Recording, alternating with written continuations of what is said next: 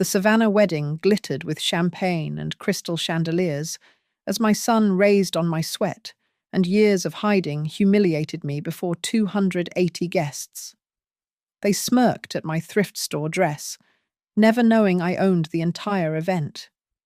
When the band stopped, I stepped onto that stage, opened the envelope I'd sealed 17 years ago, and revealed a legal secret that ended his marriage before the honeymoon suite was even turned down. The truth, delivered at precisely the right moment, was worth every second of silence I'd endured. My name is Margaret Ellison Maggie, to those who still bother knowing me, and at 61. I've learned that silence can be the sharpest weapon a mother wields. Tonight, under the ivory tent at Forsyth Oaks Estate. I sat at table 19, the one tucked behind the auxiliary bar where the catering staff kept their extra champagne flutes. My son Lucas stood at the head table, his hand intertwined with Sloane Whitaker's, both of them glowing under strings of Edison bulbs that cost more than my monthly pension. The wedding coordinator had seated me strategically close enough to technically be family seating, far enough that Vivian Whitaker's society friends wouldn't have to make small talk with the help. Because that's what I looked like to them in my navy dress from Goodwill, the one I'd carefully pressed that morning in my studio apartment, while Lucas texted me not to overdo it with my appearance. "Ladies and gentlemen," the band leader announced at 8:45 p.m. His voice honeyed with professional warmth. "It's time for the traditional mother-son dance." I stood, smoothing my dress, already walking toward the parquet floor they'd installed just for tonight. The crowd parted, whispering. I could feel Vivian's laser stare from her throne-like seat at the head table. Lucas hadn't moved. He stayed frozen next to his bride, his jaw working the way it did when he was 8, and I'd caught him lying about breaking the neighbor's window. "Lucas?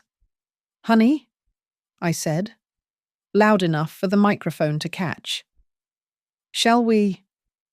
The silence stretched like pulled taffy. 280 faces turned between us like spectators at a tennis match. Then Lucas laughed, not cruelly, but worse, dismissively, the way you'd laugh at a child who'd suggested something impossibly naive. "Mum, please don't make this awkward," he said into the microphone, his voice carrying across the tent. "We discussed this. The dance is just for significant family moments." Significant. The word hung there like a slap that hadn't quite landed yet. Vivian's smile spread across her face like oil on water. "Perhaps Margaret would enjoy watching instead," she suggested, her Charleston accent making the condescension sound almost musical. "Not everyone needs to be center stage." The crowd tittered. A woman at table 3-1 of Vivian's Junior League lieutenants actually slow-clapped, thinking she was supporting the bride's family. The band leader, confused, started to cue the music for a father-daughter dance instead. "You're absolutely right," I said, my voice steady as a surgeon's hand. "Not everyone needs to be center stage. Some of us pay for it instead." I walked back to table 19, my spine straight as a verdict. The assistant coordinator, a young man named Perry, who'd been nothing but kind all evening, offered me his arm. I waved him away gently. Behind me, I heard Lucas speaking into the microphone again, making some joke about emotional mothers and wedding jitters. The crowd laughed, relieved to be released from the discomfort. The father-daughter dance began. Sloane's father, Hampton Whitaker, led her in a waltz they'd clearly rehearsed. The photographer circled them like a satellite, capturing every angle of Sloane's $10,000 Monique Lhuillier gown, the one she'd posted about 16 times on Instagram. I sat at my table, watching the ice sculptures melt infinitesimally, calculating the cost of each wasted drop. "Ma'am." Perry appeared at my elbow with a champagne flute. "Compliments of the venue?" I looked at him sharply. He winked, just once. And I realized he knew. Of course he knew I'd hired his company through 3 shell corporations. But paperwork leaves traces for those who care to look. At 9:20 p. Vivian stood to make a toast. She spoke about bloodlines and legacy, about pruning the family tree to let the strongest branches flourish. Her eyes found mine across the room as she said it. Lucas beamed beside her, nodding along like a ventriloquist's dummy. That's when I felt the envelope in my clutch, its edges worn soft from 17 years of waiting. Inside was the documentation for the Riverlight Trust, established the day Lucas graduated high school. When I'd been so proud of him, I'd wanted to give him the world. The conditions seemed like fantasy back then, what mother imagines her son would publicly humiliate her at his own wedding. Yet here we were, the prophecy fulfilling itself with terrible precision. The MC announced the video montage would begin soon, childhood photos, love story highlights, the usual. What he didn't announce was that the projection schedule had been adjusted by the venue owner. Me? I stood up, walked to the AV booth, and handed the technician a USB drive. "The 10 o'clock show," I said quietly. "As discussed." He nodded, fingers already working the board. In 15 minutes, everyone would know exactly who'd paid for this fairy tale. And more importantly, they'd learn what happened when you mistook silence for weakness. The champagne tasted like copper pennies and regret as I watched my son laugh with his new in-laws. 31 years ago, I'd held him against my chest in the efficiency apartment in Knoxville, Tennessee, promising him the world while his father's taillights disappeared down Interstate 40. Lucas was 11 months old when Daniel left, claiming fatherhood was suffocating his potential. The divorce papers arrived 2 weeks later, postmarked from Nevada. What Lucas never knew, what I'd sworn he'd never need to know, was that my grandmother Eleanor had died 6 months before Daniel abandoned us. She'd left me everything: her Victorian house in Chattanooga, 8 rental properties across Tennessee, and $1.8 million in conservative investments. The estate lawyer, Jonathan Rowe of Ellison and Rowe, had sat across from me with the paperwork while baby Lucas dozed in his second-hand stroller. "This could change everything for you both," he'd said, sliding the documents across his mahogany desk. I'd signed the papers with one hand while holding Lucas's tiny fingers with the other.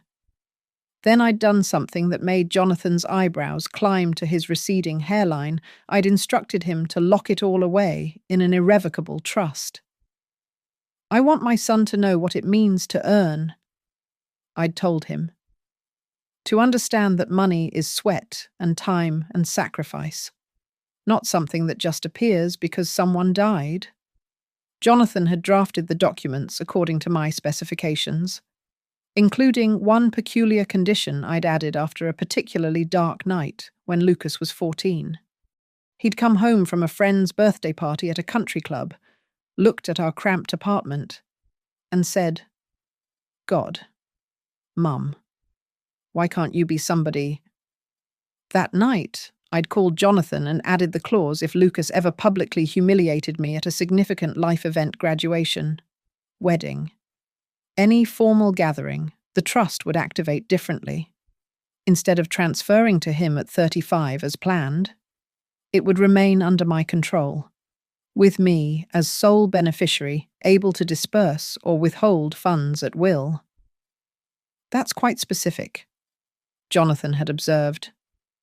"Insurance," I'd replied, "against raising an ungrateful child." The sealed envelope had lived in my safety deposit box ever since, through Lucas's teenage years when he'd worked summers at the hardware store, complaining about calluses, through college at State, which I'd paid for by working 3 jobs, letting him believe the money came from loans I'd someday need help repaying, through his engagement to Sloane, when he'd started dropping hints about being embarrassed by my situation. Mum still rents. I'd overheard him tell Sloane's parents at their engagement dinner. She never really figured out the whole financial planning thing. Dad left us with nothing. Vivian had pursed her lips sympathetically. How challenging for you, Lucas, rising above your circumstances. I'd excused myself to the bathroom and stood there, looking at my reflection, the careful drugstore makeup, the dress I'd saved 3 months to afford, and felt the envelope calling to me like a loaded gun in a locked drawer. But it wasn't until 2 months before the wedding that I'd known I'd need it. Lucas had called me into his new office, the one at the consulting firm Hampton Whitaker had arranged. "Mum, we need to discuss the wedding logistics," he'd said, not looking up from his laptop. "Vivian has concerns. Concerns about the optics. You know, the visual narrative of the families." He'd finally met my eyes. "She's suggested you might be more comfortable if you participated minimally, maybe skip the rehearsal dinner, and we're thinking just a brief appearance at the ceremony itself." "You want me to skip my only son's wedding rehearsal?" "Not skip, just strategically absent. Vivian knows someone who could stand in for the photos, someone who photographs better." I'd left his office without a word. That afternoon, I'd created Marigold Holdings, LLC, named after the flowers my grandmother had grown in her garden. Within a week, I'd purchased controlling interest in Forsyth Oaks estate through a Byzantine structure of shell companies. Within a month, I'd hired the caterers, the band, the florists, all through anonymous contracts that listed Marigold Holdings as the generous benefactor supporting the Ellison-Whitaker union. Lucas and Sloane thought Vivian's connections had secured the venue at a discount. They had no idea every vendor answered to me, that every contract contained my addendum about content approval for any public displays or announcements at the event. The trust documents in my envelope weren't just financial instruments anymore. They were evidence of a 31-year deception, proof that every struggle Lucas had witnessed, every sacrifice he'd thought I'd made, had been a careful construction. I'd built his character on a foundation of fictional poverty, and tonight, with his public rejection, he'd given me the legal right to demolish everything. Perry appeared at my elbow again. "Ma'am, the videographer wants to confirm the 10 o'clock presentation. Should he proceed as planned?" I looked across the room at Lucas, whispering something in Sloane's ear that made her giggle, at Vivian, surveying her domain with satisfaction. "Tell him to proceed," I said, "and make sure the audio is crystal clear." The transformation of Lucas began 3 years ago, the day Sloane Whitaker walked into his life at a charity auction for the Savannah Historical Society. He'd been there representing his firm, trying to network his way up the corporate ladder. She'd been there as Vivian's perfect daughter, blonde and polished as a trophy that had never been taken off the shelf. Within 6 months, my son had become unrecognizable. Gone were the Sunday dinners at my apartment, replaced by brunches at the Whitaker estate where I was pointedly not invited. His Tennessee drawl, which he'd carried proudly through college, vanished beneath a carefully cultivated neutral accent. He traded his Toyota for a leased BMW he couldn't afford, started shopping at Brooks Brothers instead of Target, and began sentences with "Vivian says," the way religious converts quote scripture. You need to understand something about the Whitakers. He'd told me over coffee 8 months into their relationship. They're not just wealthy, they're established. Sloane's great-great-grandfather signed the city charter. They have a family pew at First Presbyterian that's been theirs since 1862. And what does that make us? I'd asked quietly. It makes us lucky to be included, he'd said without hesitation. The Whitaker social circle. Vivian's carefully curated network of Savannah's old families had embraced Lucas like missionaries civilizing a savage. They taught him about wine pairings and golf handicaps, about summering as a verb and the importance of legacy admissions. Vivian personally supervised his wardrobe overhaul, his apartment redecoration, even his reading list. Your mother seems overwhelmed by all this, Vivian had observed at the engagement party, watching me navigate the country club's labyrinth of forks at dinner. Perhaps we should arrange some coaching for her before the wedding. My friend Catherine runs an etiquette consultancy. Lucas had actually considered it. I'd seen him weighing the suggestion before saying, "Mum's fine as she is. She just won't be as involved in the planning." As she is. Like I was a stain they'd decided to work around rather than remove.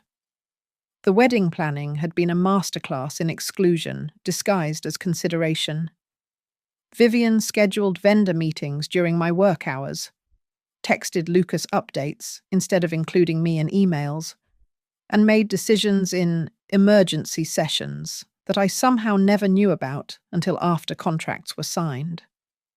We've selected the most beautiful champagne rose arrangements. Sloane had gushed at what they'd designated as my one allowed planning lunch. Vivian's florist is flying them in from Ecuador. How wonderful, I'd replied, knowing I'd already approved the invoice through Marigold Holdings. The real revelation had come 2 weeks before the wedding, when Lucas asked to meet me at a Starbucks, not even a proper restaurant, to discuss logistics. "Mum, the Whitakers' financial advisor has suggested something." He'd begun, sliding a document across the sticky table. "It's called a post-nuptial agreement. It would protect Sloane's family assets, but also," he'd brightened like he was offering me a gift, "it ensures that any financial burdens from my side of the family can't impact the marriage." "Burdens," I'd repeated. "You know, if you ever needed care, or had debts, or—" He'd trailed off, suddenly interested in his latte foam. I'd read the document carefully. Buried in the legalese was a clause about family members whose actions might negatively impact the couple's social standing being grounds for financial separation and restricted access to marital assets.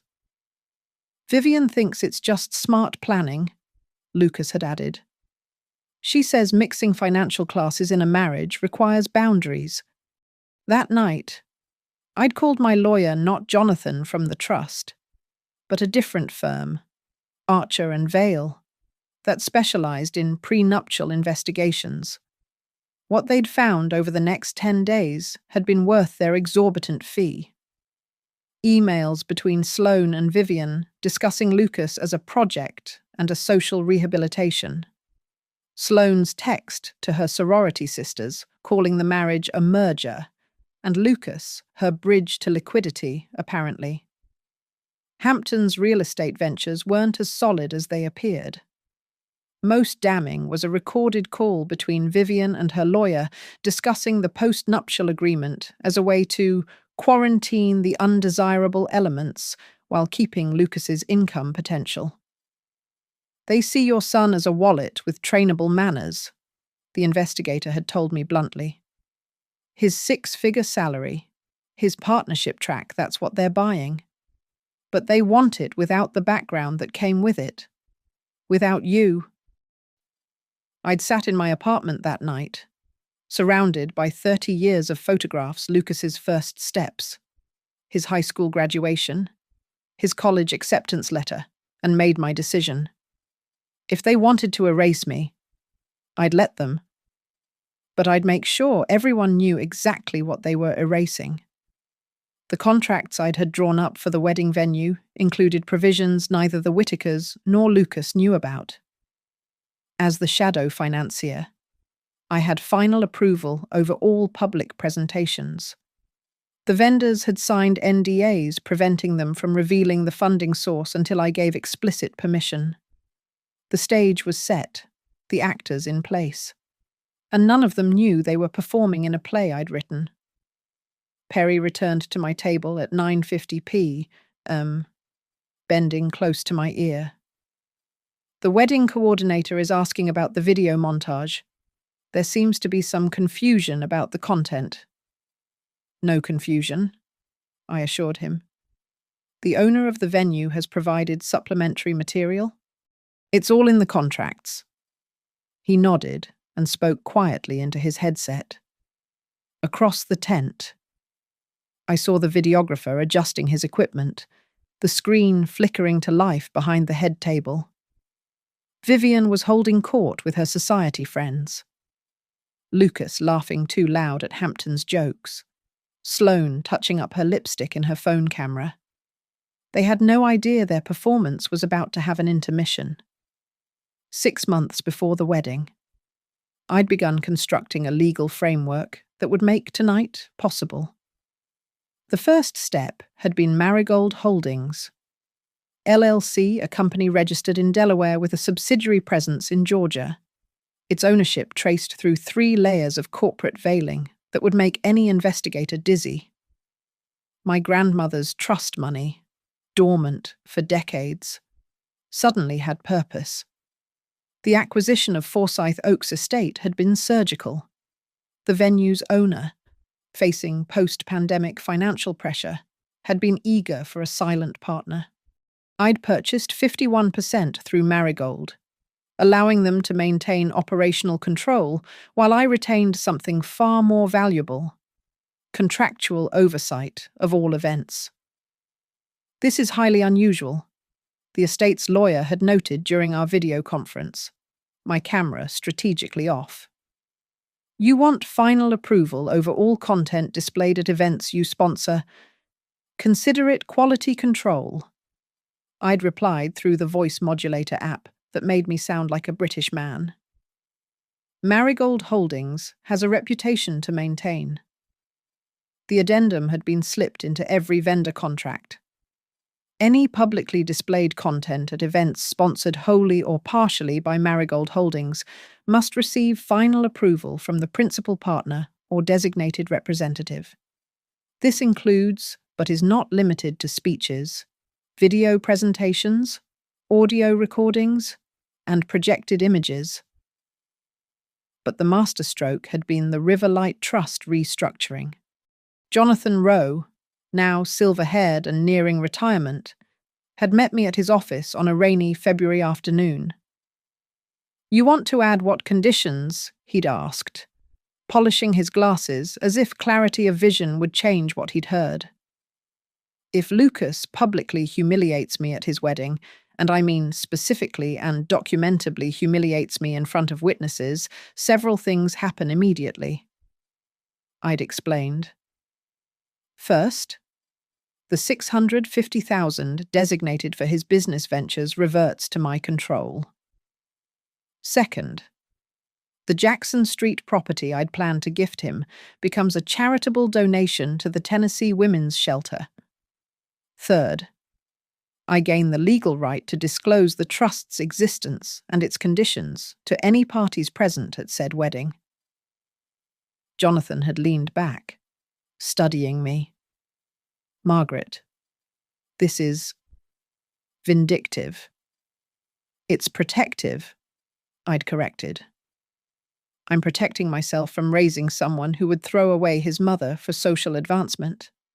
The conditions only trigger if he makes that choice. The secondary trust document, the character letter provision, had been even more complex. If Lucas violated the respect clause, I could legally present evidence of any financial malfeasance or misrepresentation by his spouse's family that might affect the marriage's legal standing. The private investigator's findings about the Whitakers' financial instability, Sloane's emails about securing Lucas's assets, Vivian's recorded conversations about upgrading the bloodline. All of it became admissible in what the contract termed a defensive disclosure of material facts. You're essentially creating a nuclear option. Archer and Vale's senior partner had marveled. If your son betrays you, you can legally destroy his marriage using the truth.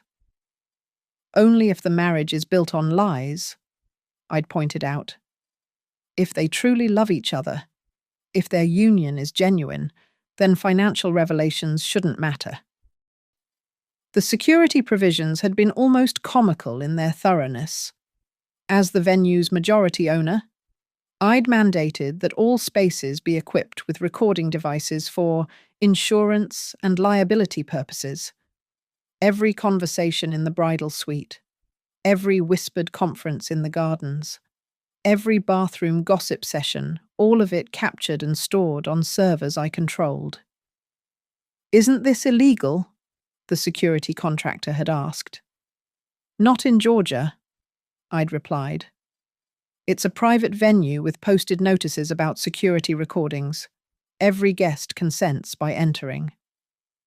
I'd also established a relationship with the officiant, Reverend Michael Thornton, through a generous donation to his church's rebuilding fund via Marigold Holdings. When I'd explained my concerns about potential coercion in the marriage, he'd agreed to have a legal witness present a retired judge who owed me a favor from my court reporting days. The coup de grace had been discovering that Vivian had pushed through the post-nuptial agreement by threatening Sloane's inheritance. The recording from the bridal suite, captured 3 hours before the ceremony, was crystal clear. "You will make him sign it, Sloane Elizabeth, or you'll be cut off entirely. The Whitaker women don't marry down without protection." "But Mom, if I force him..." "It's not force, it's wisdom. He's lucky to have you. The agreement simply ensures he remembers that." Under Georgia law, any prenuptial or postnuptial agreement signed under familial coercion could be voided. The marriage itself, if entered into under false pretenses with documented evidence of financial manipulation, could be annulled before it was legally consummated. At 9:55 p.m., I opened my clutch and touched the envelope one more time. Inside were copies of everything: trust documents, recordings, emails, financial records showing the Whitakers were 3 months from bankruptcy without Lucas's income, and a notarized statement from me as CEO of Marigold Holdings, revealing myself as the wedding's sole financier. Perry materialized again, his expression carefully neutral. "The presentation will begin in 5 minutes. Ma'am, the legal witnesses you requested are in position." I stood, smoothing my thrift store dress one last time. "Make sure the videographer captures everything, multiple angles." "Already arranged," he assured me. "The judge is particularly interested in the reaction shots." Across the tent, Lucas raised his champagne glass, preparing for another toast. He caught my eye and quickly looked away, that dismissive half-smile playing at his lips. 5 more minutes, and he'd learn what happened when you mistook your mother's silence for weakness, her sacrifice for stupidity, her love for something you could publicly discard. The screen behind him flickered to life. The screen flickered with childhood photos of Lucas and Sloane as the MC announced the video montage would begin. 10 o'clock sharp. The guests settled into their chairs with fresh champagne, ready for the sugar-sweet narrative of destined love. But at 10:02, something shifted in the atmosphere like barometric pressure before a storm. "Ladies and gentlemen, Vivian stood abruptly, her voice cutting through the soft background music.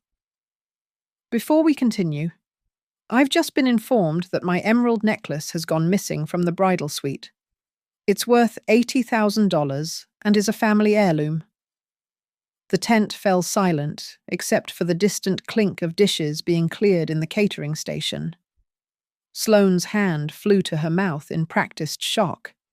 Lucas stood slowly, his face arranging itself into concern.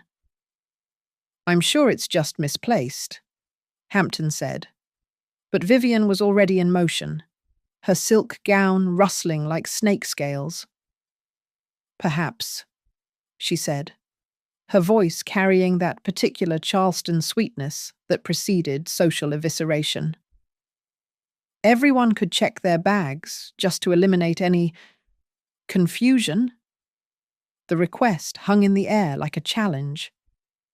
I watched from my exile at table 19 as guests began reluctantly opening their clutches and evening bags. The Whitakers' society friends made a show of it, laughing about what a silly mix-up this must be, while their eyes darted around the tent, hunting for the most likely suspect. "Margaret," Vivian's voice found me across the space. "Would you mind—" Every head turned. The thrift store dress suddenly felt like a neon sign flashing poor in the dim, romantic lighting. I stood, opened my small clutch, and displayed its contents: lipstick, tissues, and the envelope I'd carried for 17 years. "Nothing here," I said clearly, "though I'm curious why you'd think to check." "Oh, I'm checking everyone," Vivian replied, but her smile said otherwise. "We can't be too careful with valuable things." Lucas shifted uncomfortably, caught between worlds. I saw the moment of decision in his eyes, watched him calculate the social cost of defending me versus aligning with his new family. The calculation took less than 3 seconds. "Mum, just let security check your things properly," he said, his voice carrying that edge of exhausted patience adult children use with supposedly difficult parents. "We need to resolve this quickly." "Security?" I asked. "You want security to search your mother?" "It's just procedure," Sloane added, her hand on Lucas's arm. "Everyone understands. Don't make it weird." Weird. There it was, the dismissal disguised as reasonableness. I was being weird by having dignity, weird by expecting my son's support, weird by existing in their carefully curated world. The security guard? Hired by the venue by me? Though no one knew that approached with professional discretion. He was about to speak when Perry intercepted him, whispering urgently in his ear. The guard's expression shifted, and he pulled out his phone, checking something. "Mrs. Whitaker," the guard announced, his voice carrying clearly. "I've just received word from my team. We completed a security sweep of the bridal suite at 9:45 p. Your necklace was photographed in your jewelry case at that time. Additionally," he glanced at his phone again, "parking lot surveillance shows your assistant, Rebecca, entering your Bentley at 9:58 p. with a jewelry case matching the description." Vivian's face went through a spectacular range of emotions: surprise, indignation, then careful neutrality. "There must be some mistake." "No mistake, ma'am. We can review the footage if you'd like. The venue owner insists on comprehensive security documentation." The tent erupted in whispers.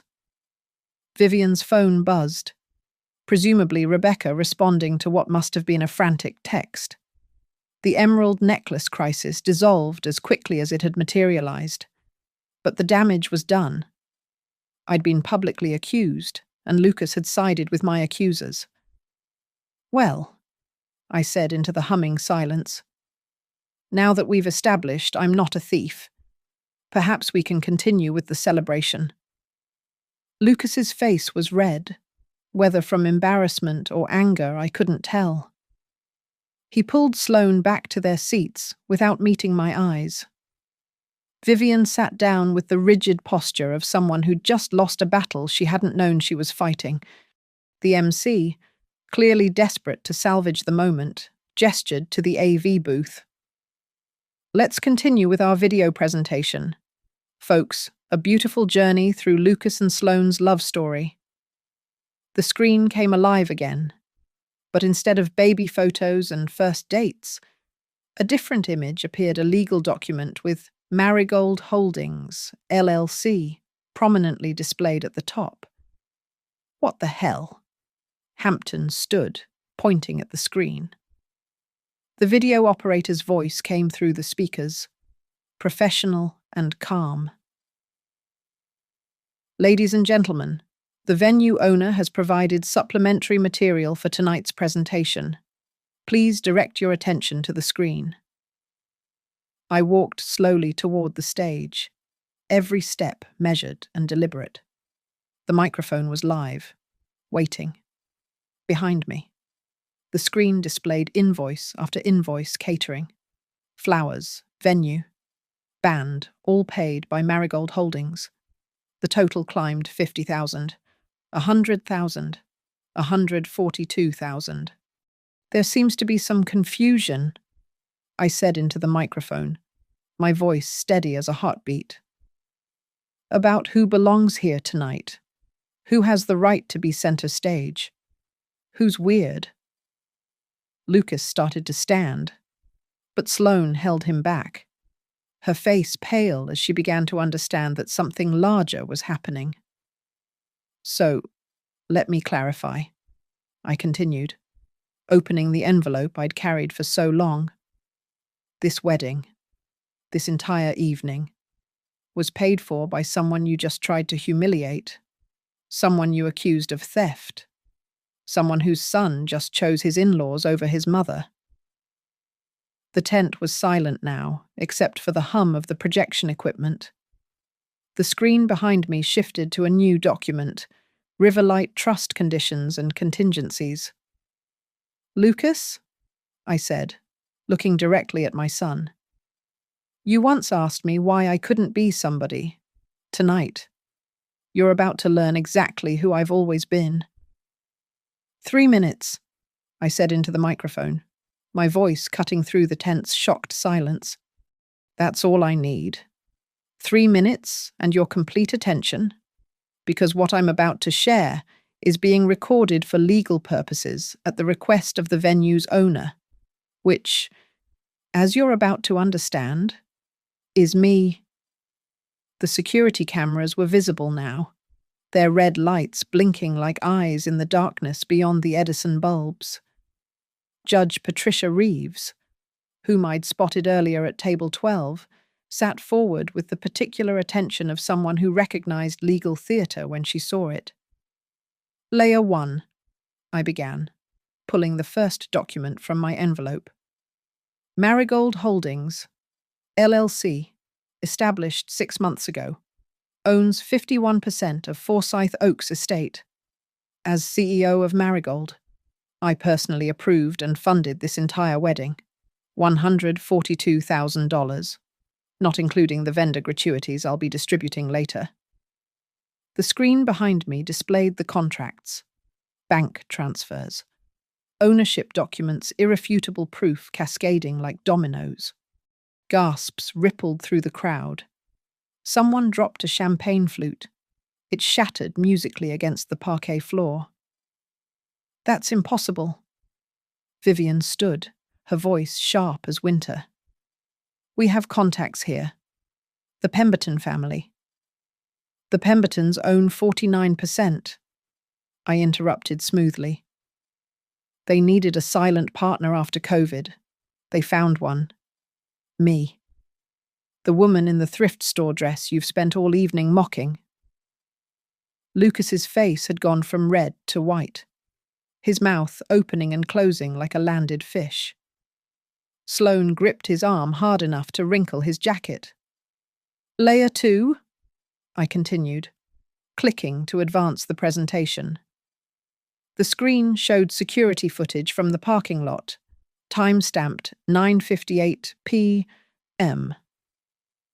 The missing necklace. Our security team documented Mrs. Whitaker's assistant removing it from the venue on Mrs. Whitaker's telephoned instructions at 9:56 p.m. The call log is here.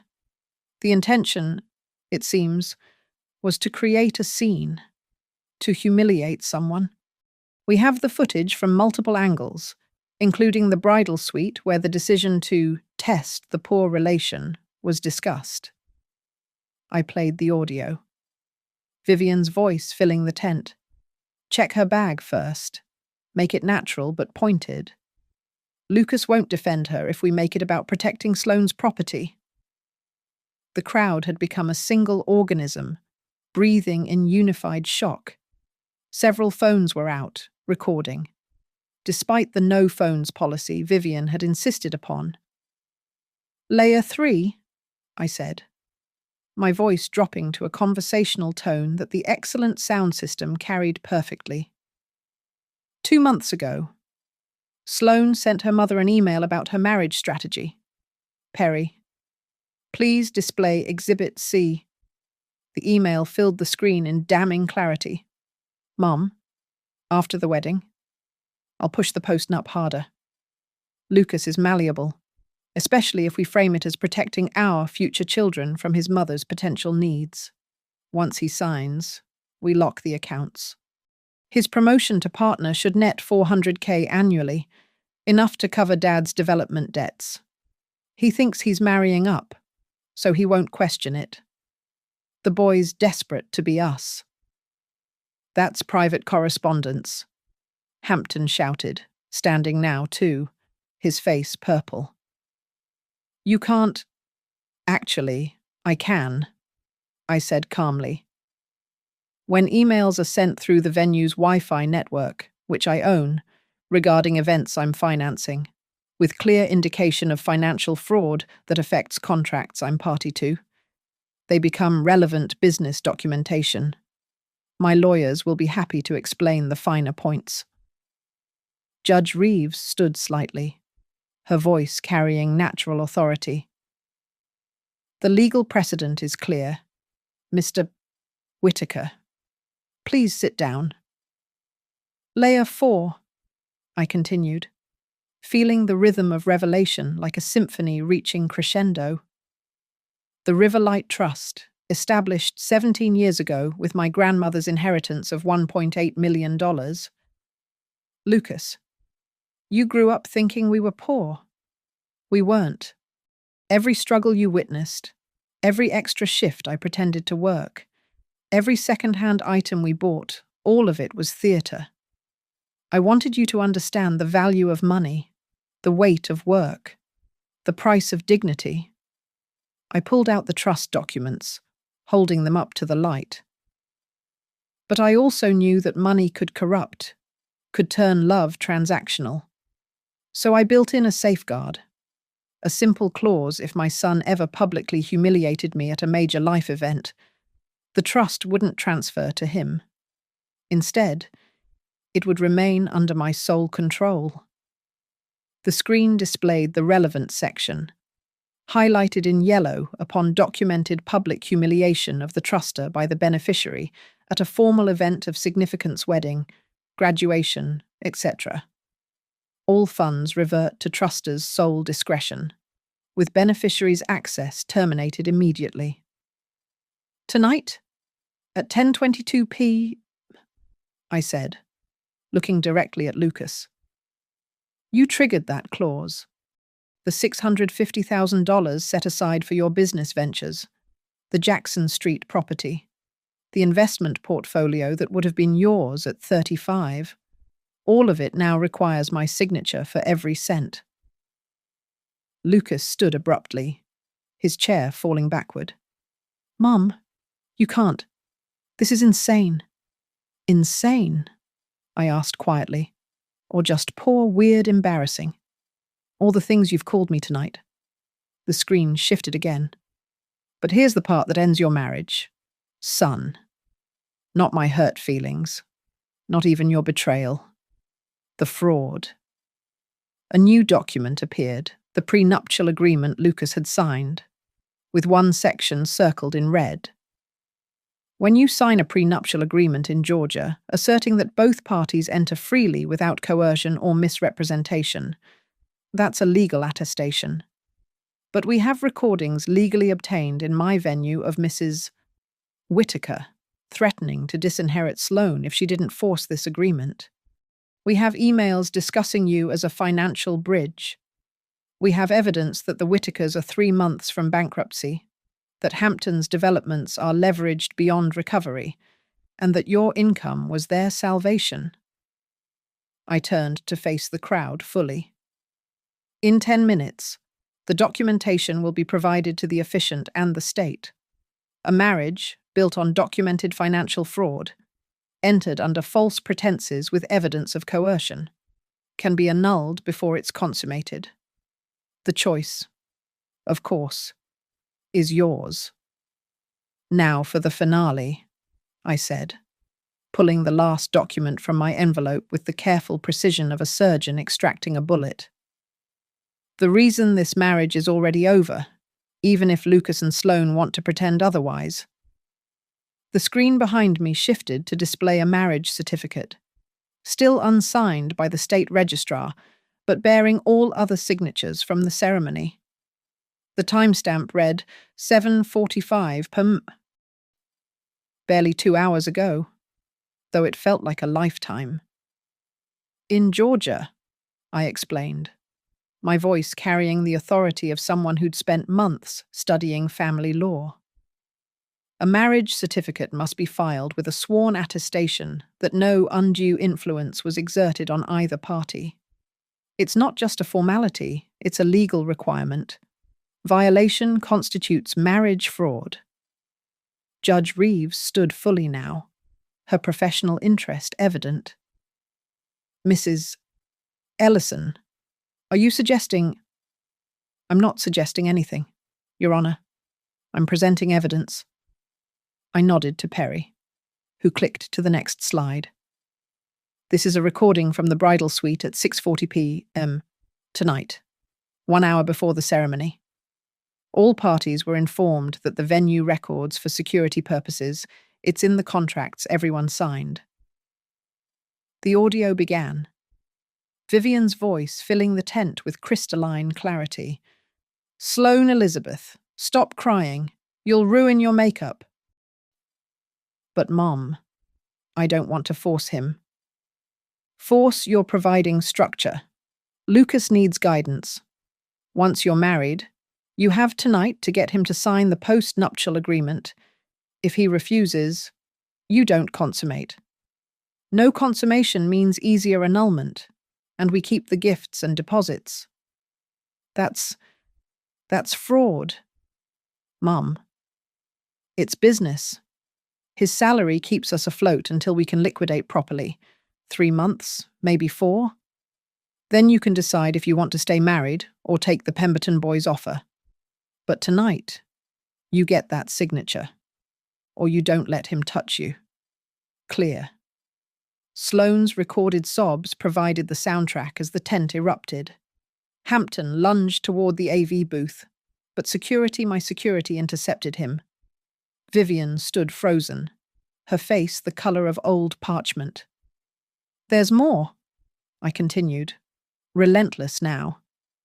Exhibit F an email from Sloane to her attorney, sent at 4:12 p.m. today. The email appeared on screen, Derek. Mum's insisting on the post-nup signature tonight. She says if I don't get it before anything happens, to claim I felt unsafe and void the marriage immediately. I know we discussed this as fraud, but she says the Ellison money is worth the risk. Can you prep annulment papers just in case I feel sick about this? Lucas actually loves me. She's your daughter, I said, looking directly at Vivian. documented her own mother's instruction to commit marriage fraud. She knew it was wrong. She did it anyway. Sloane had collapsed into her chair, her elaborate updo tilting sideways as she sobbed into her hands. Lucas stood between his bride and his mother, like a man watching his house burn from both ends. "But here's the part that actually matters legally," I said, pulling out my phone. At 10:35 p. 5 minutes ago, I exercised my right as majority owner of this venue to formally dispute the marriage's validity based on documented coercion. Reverend Thornton. The Reverend stood slowly from his table, his face grave. "As the officiant, I'm legally obligated to report suspected marriage fraud to the state. Given what's been presented, I cannot in good conscience file this marriage certificate without a formal investigation." "No." Sloane stood abruptly, her mascara running in black rivers. "We're married. We said vows. Vows obtained through documented coercion are meaningless in court." Judge Reeves interjected. "Mrs. Ellison has presented sufficient evidence for immediate injunction. This marriage cannot be legally filed without a full hearing." I turned back to Lucas, who looked like he'd aged 10 years in 10 minutes. "You wanted to know who I am? Son. I'm someone who spent 31 years loving a boy who grew up to trade me for a country club membership. I'm someone who watched you choose them over me, again and again, until finally, tonight, you did it in front of everyone." The screen behind me showed one final document, a letter in Lucas's own handwriting, dated 3 weeks ago, Ma. "I need you to understand that my marriage to Sloane is my chance to become something more than where I came from. The Whitakers have opened doors for me that our background never could. I love you, but I need you to step back and let me rise to their level. Please don't embarrass me by trying to be more involved than appropriate. This is my moment. Let me have it without the weight of our past." Lucas. "Without the weight of our past," I repeated. "Our past, where I worked 3 jobs to put you through college debt-free.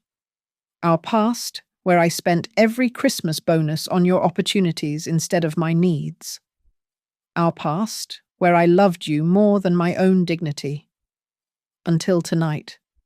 I set down the microphone and walked toward the exit, passing Lucas without touching him.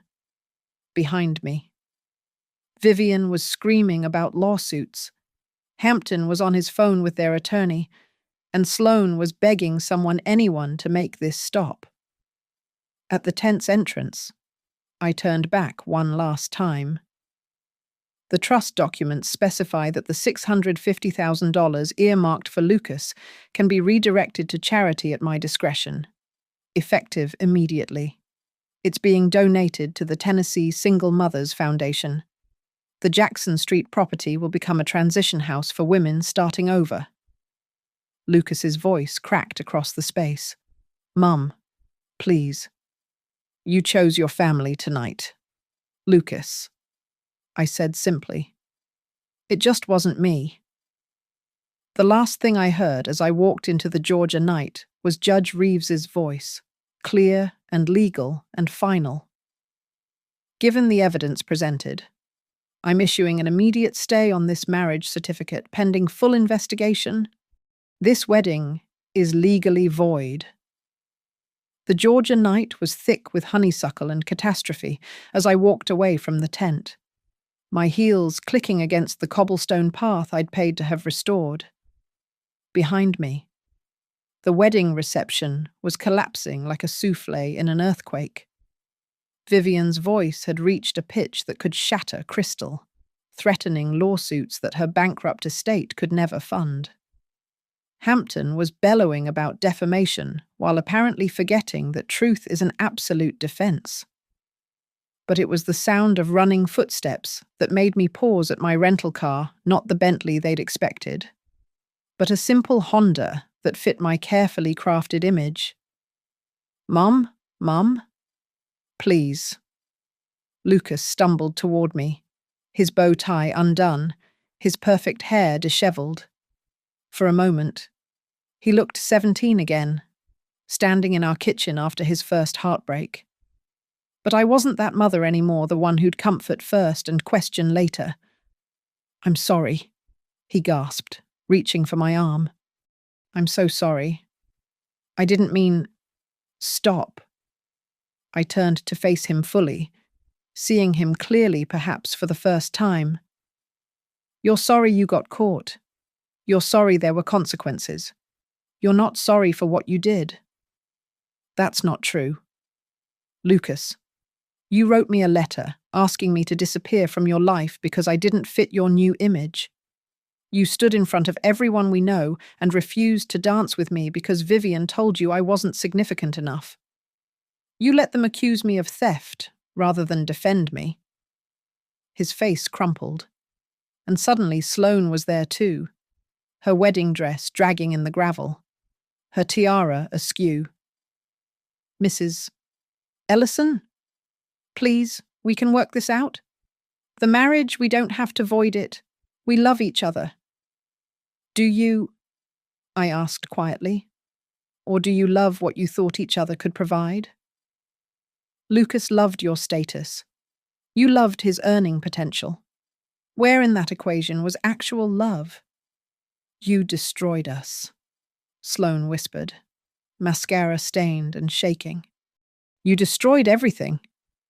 No, I said, opening my car door. I revealed everything. There's a difference. Perry appeared from the shadows. He'd been so invaluable tonight carrying a banker's box. Ma'am, the final documents you requested. I handed Lucas the box.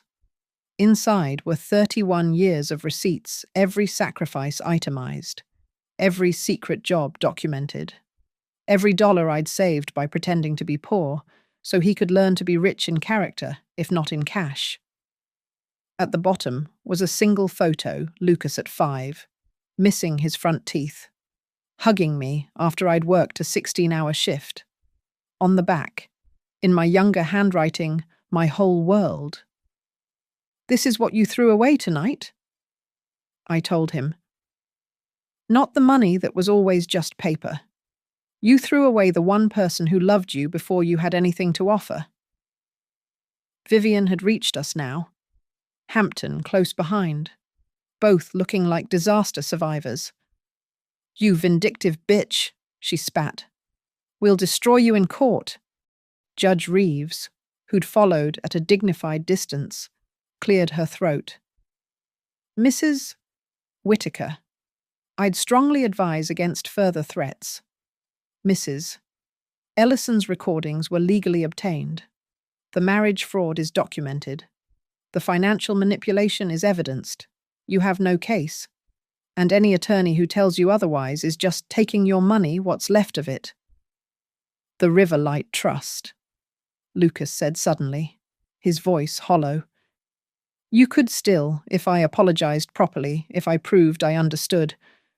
The trust has already been dissolved and redirected, I informed him. The paperwork was filed at 10:45 p.m. It's done. Lucas, we're done. I got into my Honda, started the engine, and looked at them one last time through the window. This collection of people who'd tried to erase me. Vivian already calculating damage control. Hampton on his phone with someone who sounded like a bankruptcy attorney. Sloane crying into Lucas's shoulder while he stared at me with the shell-shocked expression of someone who'd just learned that actions have consequences. Wait, Lucas called out as I began to pull away. Where will you go? I almost laughed. After everything. He still didn't understand. I'm going to my grandmother's Victorian in Chattanooga, the one I've owned all along. The one with 6 bedrooms and a view of the river. The one where you could have grown up if I hadn't decided your character was worth more than your comfort. The last thing I saw in my rearview mirror was Lucas falling to his knees in the gravel, the banker's box spilling its contents into the night wind receipts and photographs and evidence of a love he'd traded for an invitation to the country club. The tent lights grew smaller behind me as I drove toward Tennessee, toward home, toward a life where I no longer had to pretend to be less than I was. At 11:59 p.m., just before midnight, my phone buzzed with a text from my accountant. All charitable donations completed as directed. The women's shelter is naming the new wing after your grandmother. Eleanor would have been proud. Not of the revenge, she was too kind for that, but of the truth-telling, of the standing up, of the refusing to be small for someone else's comfort. As I crossed the state line, I thought about Lucas one last time. Someday, perhaps, he'd understand what happened tonight. He'd realize that I hadn't destroyed his marriage. I'd prevented him from living a lie that would have destroyed him slowly, year by year, until nothing real remained. Or maybe he wouldn't.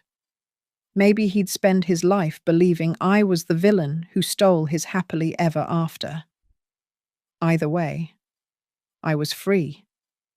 The trust money would help hundreds of single mothers who wouldn't have to pretend to be poor to teach their children values. The truth was on record, legally documented and judicially acknowledged. And somewhere in Savannah, a tent full of Georgia's finest were learning that the woman in the thrift store dress had been the richest person in the room all along. Not rich in money, though I had that too.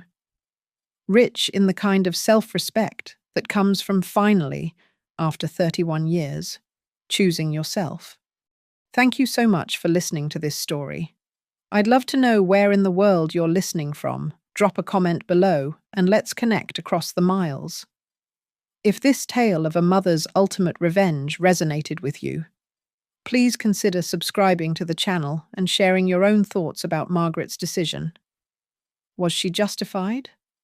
Would you have done the same? Let me know in the comments, and I'll see you in the next story.